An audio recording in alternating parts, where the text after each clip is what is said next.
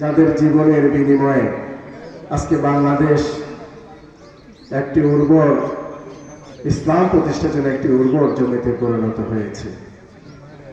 বিশেষ করে আমাদের এই শহীদি কাফেলার সাবেক আমিরে জামাত শহীদ মাওলানা মতিউর রহমান নিজামী, আমাদের সাবেক সেক্রেটারি জেনারেল শহীদ আলী হাসান মোহাম্মদ মুজাহিদ, শহীদ আব্দুল কাদের মোল্লা, শহীদ মীর কাশেম আলী, শহীদ কামরুজ্জামান, শহীদ মাওলানা দেলোয়ার হোসেন সাইদি, শহীদ অধ্যাপক গোলাম আজম সহ এই জাতীয় সকল নেতৃবৃন্দ যাদেরকে মিথ্যা মামলা দিয়ে মিথ্যা ট্রাইব্যুনাল গঠন করে জুডিশিয়াল কিলিং করে শহীদ করেছেন, তাদের সকলের আত্মার মাগফিরাত কামনা করছি।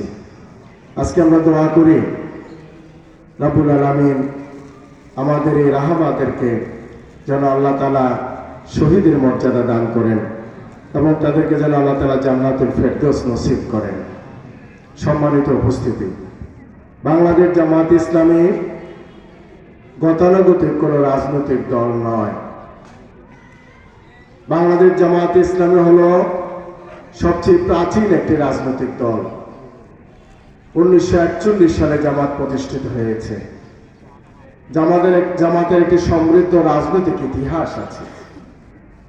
বাংলাদেশ জামাত ইসলামী একটি আদর্শিক রাজনৈতিক দল।